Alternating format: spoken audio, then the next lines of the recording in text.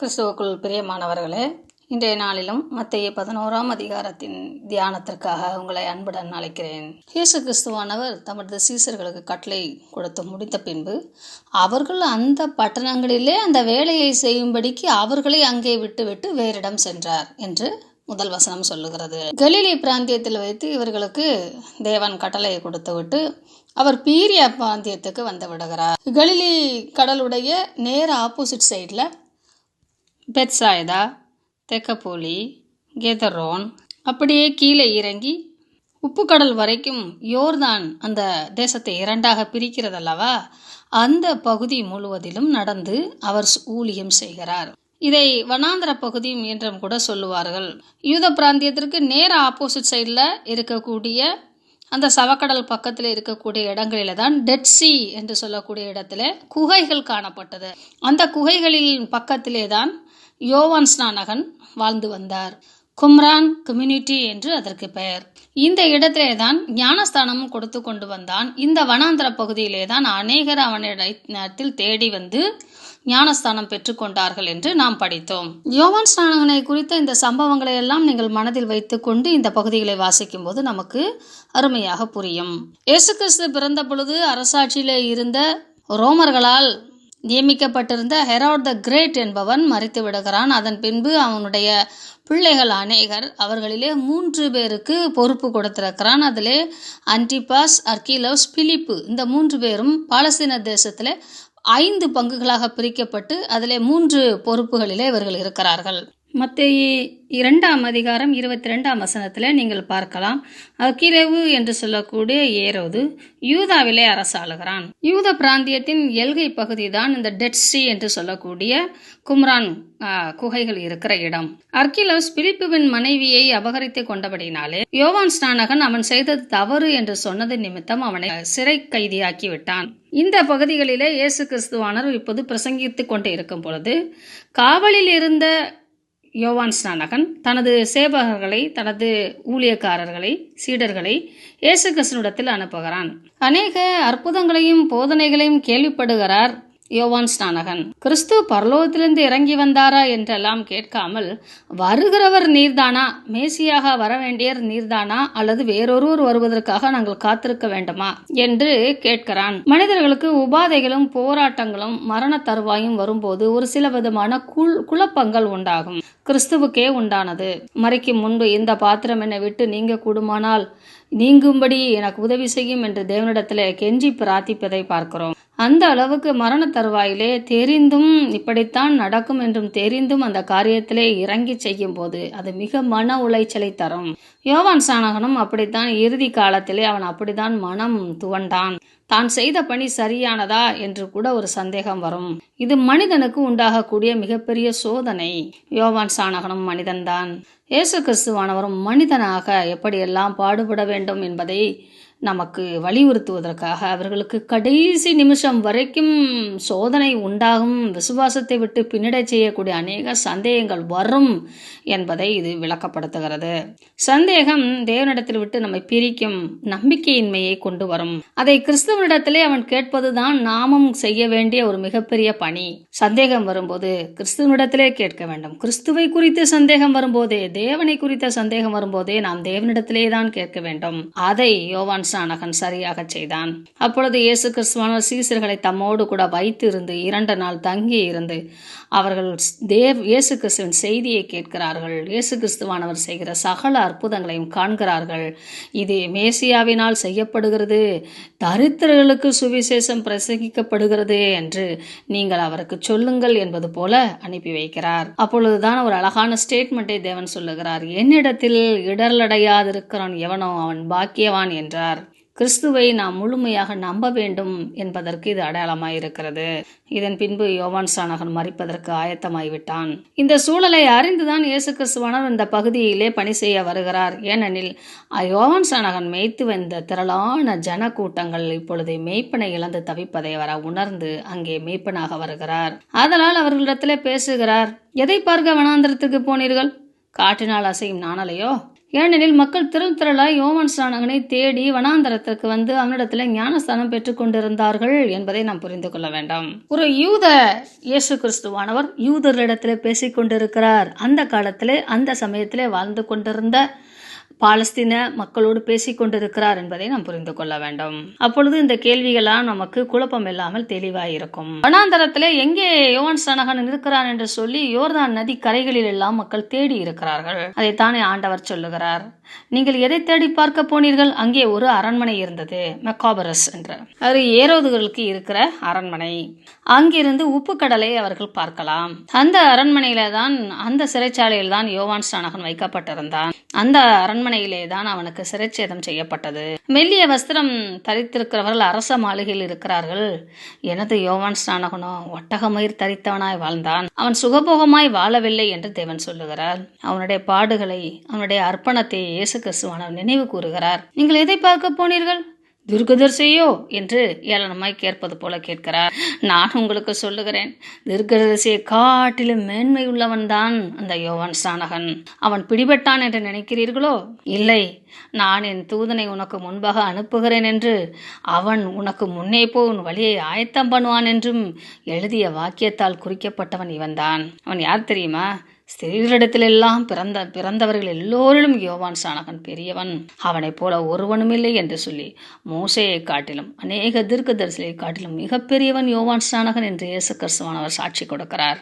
ஸ்தேவான் கல்லெறியும் போது இயேசு கிறிஸ்துவானை எழுந்து நின்று சாட்சியாக வரவேற்பது போல இந்த சம்பவம் நடக்கிறது. ஆனாலும் யோவான் ஸ்நானகனை காட்டிலும் மிகுந்த உன்னதமான பணி, பொறுப்பு இருக்கிறது. எது தெரியுமா? பரலோக ராஜ்யத்திலே நீ பிரவேசிப்பது. பரலோக ராஜ்யத்திலே நீங்கள் பிரவேசித்து விட்டீர்கள், ஆனால் யோவான் ஸ்நானகனை காட்டிலும் பெரியவர்களாய் இருப்பீர்கள் என்று சொல்லுகிறார். 11ஆம் வசனம். யோவான் ஸ்நானகன் காலம் முதல் இயேசு கிறிஸ்துவோட காலம் வரைக்கும், இந்த புத்தகத்தை வாசிக்கிற ஒவ்வொருடைய காலம் வரைக்கும் பரலோக ராஜ்யத்தை மிகவும் விடாய்ப்பிடியாய் பிடித்து கொண்டு பலவந்தமாய் பிடித்து கொள்ளுகிறவர்கள் தான் பெற்றுக்கொள்வார்களாம். அநேக தடைகள் உண்டாகுமா, தடுப்பார்களாம். அந்த பரலோக ராஜ்யத்தை பிடித்து கொண்டிருப்பதை விட்டு விலகி ஓடி வரும்போது பல சோதனைகள் உண்டாகுமாம். ஆனாலும் பலவந்தமாய் பிடித்து கொள்ள வேண்டுமா? உங்க கைகளை எடுத்துவிட நீங்கள் பற்றி பிடித்து கொள்ள வேண்டுமாம். வனாந்தரத்திலே இஸ்ரவேல் ஜனங்களை தேவன் நடத்தி வரும்போது மோசே அவர்களுக்கு வழிகாட்டியா இருந்தது போல எலியாவும் பிறந்து மீண்டும் வந்து எங்களுக்கு வழிகாட்டியா இருப்பார்கள் என்று சொல்லி தீர்க்க தரிசனங்களிலே ஆராய்ந்து இவர்கள் அப்படி நம்பினார்கள். அதைத்தான் ஆண்டவர் 13-14 வசனங்களிலே கூறுகிறார். அதன் பின்பு அவர் மிகவும் வேதனைப்பட்டு அந்த மக்களுடைய வழக்க காரியங்களை சொல்லி அவர்களை புரிய பண்ணுகிறார். அடுத்தவர்கள் மேல் குற்றம் சாற்றும் சந்ததி இந்த சந்ததி. ஆதாம் ஏவாள் மேலும், ஏவாள் சர்ப்பத்தின் மேலும் குற்றம் சாட்டினார்கள் அல்லவா? அதை நினைவு கூறுகிறார். அந்த காலத்திலே வாழ்ந்த மக்கள் ஒரு கூட்டம் குழல் ஊதுவார்கள், இன்னொரு கூட்டம் கூத்தாடி ஆடுவார்கள், அதற்கு இசையாக ஆடுவார்கள். இன்றும் வட இந்திய பகுதிகளிலே இது உண்டு. அந்த மியூசிக்கு தகுந்தபடி ஸ்டெப் போட்டு அங்க அசைவுகளை வைத்து அமைதியாக ஆடுவார்கள். அது ஒரு மயக்க ஆட்டம் போல இருக்கும். இது சந்தோஷமான நிகழ்வுகளிலே ஆடுவார்கள். அதே குழு துக்கமான இடங்களிலே புலம்புவார்கள். அப்பொழுது மாரடித்து ஒப்பாரி வைப்பதும் ஒரே பாணியிலே ஒப்பாரி வைப்பார்கள். 50 வருடங்களுக்கு முன்பாக இப்பொழுதும் கூட சில கிராமங்களிலே இந்த பழக்க வழக்கங்கள் இருக்கிறது. இந்த ஒப்பாரியை கேட்பதற்கு கூட இனிமையா இருக்கும். ஒரு அழுகையோடு கலந்த ஒரு இனிமை இருக்கும். மரித்தவரை குறித்து வர்ணனையோடு பாடுவார்கள். நாங்க ஒழுங்காதான் பாடணும், நீங்க தான் ஒழுங்கா மாரடிக்கல அப்படின்னு சொல்லி இந்த டியூனிங் ஒத்து வரலன்னா அப்படி சொல்லுவாங்களாம். டான்ஸும் குழலும் ஒத்து போலன்னா நீங்க தப்பு, நீங்க செஞ்சதான் தப்பு, நாங்க ஒழுங்கதான் பாடணும் அப்படின்னு சொல்லுவாங்களாம். அப்படி பிறர் மேல் குறை சொல்லி கொண்டு தங்களை சரி செய்யாதிருக்கிற சந்ததியா இருக்கிறீர்களே என்று தேவன் வருத்தப்படுகிறார். யோவான் ஸ்நானகன் சாப்பிடாதவனா, வெட்டுக்குழியும் காட்டுத்தனும் திங்கிறவனா இருந்தான். சரி, நான் சாப்பிட்றவனா வந்தேன், நான் போஜனம் பண்ணுகிறவனாகவும் பானம் குடிக்கிறவனாகவும் வந்தேன். ஆனால் குறை சொல்லுகிறவர்களோ குறை சொல்லிக்கொண்டே இருக்கிறார்கள். ஒரு மனச்சலிப்பாக பேசுவது போல. நான் என்ன சொல்ல, ஞானமானது அதன் பிள்ளைகளால் நீதி உள்ளதென்று ஒப்புக்கொள்ளப்படும். அறிவு இருந்தால் இதை நீங்கள் புரிஞ்சுப்பீங்க. என்று சொல்லிவிட்டு அந்த நீண்ட தேசத்தை பார்க்கிறார். மனம் திரும்பாதிருக்கிற நகரங்களுக்காக ஐயோ என்று வேதனைப்படுகிறார். எருசலேமிலே அதிக அற்புதங்களை செய்ததை காட்டிலும் கலிலி, பீரியா, பெத்சாயிதா இந்த பகுதியிலே தேவன் செய்த அற்புதங்கள் அநேகம். அதைத்தான் சொல்லுகிறார், கோராசீனே, பெத்சாயிதாவே, உன்னிலே செய்யப்பட்ட அநேக அற்புதங்கள் தீருவிலும் சீதோனிலும் அந்நிய தேசத்தில் செய்யப்பட்டிருந்தால் அது இந்நேரம் ரெட்டுடுத்தி மனம் திரும்பி இருக்குமே. போது தீரும் சீதோனும் எருசலேமை, அதாவது இஸ்ரவேல் ஜனங்கள் மற்ற 10 கோத்திரங்கள் இருந்ததல்லவா, அந்த எப்ராஹிம் தேசத்தை நோக்கி குறை சொல்லுவார்களாம். கப்பர்நகும் மிகப்பெரிய ட்ரேடு சென்டராக இருந்தது, உயர்ந்த மலையின் பட்டணமாக இருந்தது. எல்லா விதத்திலும் செல்வ செழிப்பாக இருந்த அந்த பட்டணம் பாதாளம் பரியந்தம் தாழ்த்தப்படுமாம். அந்த அளவுக்கு பாவம் நிறைந்ததாய் காணப்பட்டதாம். அதை சோதோமுக்கு ஒப்பிட்டு தேவன் சொல்லுகிறார். நியாய தீர்ப்பு நாளிலே சோதோமுக்கு நேரிடுவது இலகுவா இருக்கும் என்றால் அவர்கள் கட்டி வைக்கப்பட்டிருக்கிறார்கள். பூமி பால் அடைந்து போகக்கூடாது, பாவமாய் நிறைந்து விடக்கூடாது என்று அவர்கள் அழைக்கப்பட்டிருக்கிறார்கள். ஆனால் நித்திய நியாய தீர்ப்பு இனிதான் நடக்கவிருக்கிறது என்பதை வேதம் வெளிப்படுத்துகிறது. கீழ்ப்படியாதவர்களுக்கு உண்டாகக்கூடிய அந்த பாதாள நிகழ்வை குறித்து தேவன் எச்சரித்து விட்டு இப்பொழுதும் ஒரு அழைப்பை கொடுக்கிறார். மீண்டும் நான் உங்களுக்கு அழைப்பை தருகிறேன். இப்படிப்பட்ட மிகப்பெரிய பாதாள கட்டுகள் உங்களை நோக்கி இருக்கிறது, நியாய தீர்ப்பு இருக்கிறது, இப்பொழுதாவது மனம் திரும்புங்களேன் என்று அழைப்பது போல 25 30 வசனங்கள் எழுதப்பட்டிருக்கிறது. இப்பொழுது வானத்தை நோக்கி பேசுகிறார்.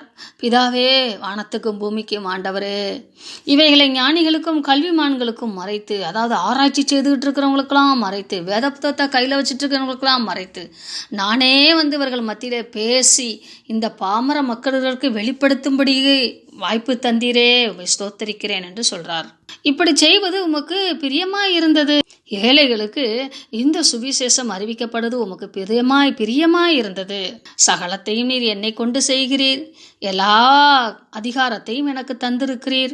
நான் குமாரன், எவனுக்கு உம்மை வெளிப்படுத்த சித்தமாய் இருக்கிறேனோ அவன் உம்மை அறிந்து கொள்வான். அப்ப கேட்டுட்டு இருக்கிற மக்களுக்கு, ஓ, இந்த இயேசு கிறிஸ்து மூலமா தான் பிதாவை புரிஞ்சுக்கிட முடியுமோ அப்படின்னு அவர்களுக்கு ஒரு வாய்ப்பு, கூட வாய்ப்பு கிடைக்கிறது. இப்பொழுது சுத்தி ஜனங்களை பார்த்து வருத்தப்பட்டு பாரம் சுமக்கிறவர்களே, நீங்கள் எல்லோரும் என்னிடத்தில் வாருங்கள், நான் உங்களுக்கு இளைப்பாறுதல் தருவேன். பிரியமானவர்களே, இந்த உலகத்திலே ஒரு குழந்தை பிறந்த உடனே அந்த குழந்தை இந்த உலகத்தில் வாழ வைக்கிறதுக்காக, அதாவது பணம் சம்பாதித்து வாழ வைப்பதற்காக அநேக காரியங்களை செய்கிறோம். ஒரு குழந்தைய நீ டாக்டருக்கு படிக்கணும், நீ நல்லா வளரணும், நீ ஜெயிக்கணும், நீ போராடணும், நீ ஏபிசிடி நல்லா எழுதணும். ஒவ்வொரு வயதிலும் அந்த குழந்தையை அடுத்த கட்ட நிலைக்கு நாம் உயர்த்தி கொண்டு வருவது எல்லாமே அவன் பணம் சம்பாதிக்க வேண்டும் என்ற முக்கிய நோக்கத்துக்காக மட்டுமே. எந்த குழந்தையாவது நீ கிறிஸ்துவுக்காக வாழ வேண்டும் என்று பிறந்ததிலிருந்து வளர்க்கிறோமா? கிறிஸ்துவை நம்பினால் இந்த பூமியிலே நீ ஆசீர்வாதமாயிருப்போம் என்று சொல்லுகிறோமே ஒழிய, கிறிஸ்துவை நம்பிதான் நீ வாழ வேண்டும் என்று சொல்லுகிறோமா? இந்த ஆசீர்வாதங்கள் இல்லாவிட்டாலும் அவரை பற்றிக்கொள் என்று சொல்லுகிறோமா? அவரை மையக்கருத்தாக கொடுக்கிறோமா என்பது மிகப்பெரிய கேள்வியாயிருக்கிறது. ஆதலால் மனிதன் இந்த பூமியிலே வாழும்போது மிகவும் சஞ்சலம் நிறைந்தவனாகவும் வருத்தப்படுகிறவனாகவும் பாரம் சுமந்தவனாகவும் காணப்படுகிறான். கிறிஸ்து ஒரு இடத்தில் மாத்திரம் இளைப்பாறுதல் உண்டு. சுமை சுமந்து நடந்து வர முடியாமல் தவித்துக் கொண்டிருக்கிறவர்கள் ஒரு இடத்திலே சுமையை இறக்கி வைக்கும் போது அவர்கள் பாதி பாரம், முக்காவாசி பாரம் தீர்ந்துவிடும். அவர்கள் எங்காவது உட்காரும் போது இன்னும் அவர்களுக்கு இளைப்பாறுதல் கிடைக்கும். உன் பாரத்தை நான் சுமந்து வருகிறேன் என்று ஒருவர் கையலாக கொடுக்கும் போது இன்னும் அவருக்கு இலகுவாகும். இப்படித்தான் தேவன் இந்த வசனங்களை சொல்லுகிறார். அவர் சாந்தமாய் காத்து கொண்டிருக்கிறாராம், மனத்தாழ்மையாய் காத்து கொண்டிருக்கிறாராம். நம்மால் சுமக்க முடியாத இந்த பாரத்தை அவரிடத்தில் கொடுத்துவிட்டு அவருடைய ராஜ்ய பணியை குறித்தான சிந்தையை நாம் ஏற்றுக்கொள்ள வேண்டுமாம். இது அவருடைய நுகமாம். அவருக்கு சாட்சியாகவும் அவரை குறித்து பேசுவதும் அவரை குறித்து தியானிப்பதும் அவருக்கே மனிதர்களை சம்பாதிப்பதும் லகுவான சுமையாம். ஏனெனில் அந்த பணி அவருடைய பணி, அந்த அதிகாரம் அவருடைய அதிகாரம். அவர் இவை சகலத்தையும் நம் மூலமாக செய்து முடிப்பாராம். அப்பொழுது ஆத்துமாவுக்கு இளைப்பாறுதல் கிடைக்குமாம். நுகம் என்பது ஒரு எஜமான் தனது மாட்டின் மீது வைக்கும் அந்த உழவு தொழிலுக்காக பயன்படுத்தக்கூடியது. அந்த மாட்டை எஜமான் வைத்திருப்பதே நோக்கத்திற்காகத்தான், விவசாய நோக்கத்திற்கு தான், உழவுக்கு உட்படுத்துவதற்குத்தான், நிலம் உழப்படுவதற்காகத்தான், விதை விதைக்கப்படுவதற்காகத்தான். தேவன் நம்மை கொண்டு செய்ய நினைத்திருக்கிற அந்த காரியத்தை செய்வதற்காக நம்மேல் வைக்கப்பட்ட நுகத்தை அவர் நுகம் என்று சொல்லுகிறார். அது லகுவாய் இருக்குமாம், மீதியெல்லாம் அவர் பார்த்து கொள்வாராம். இது தருணம் பிரியமானவர்களே.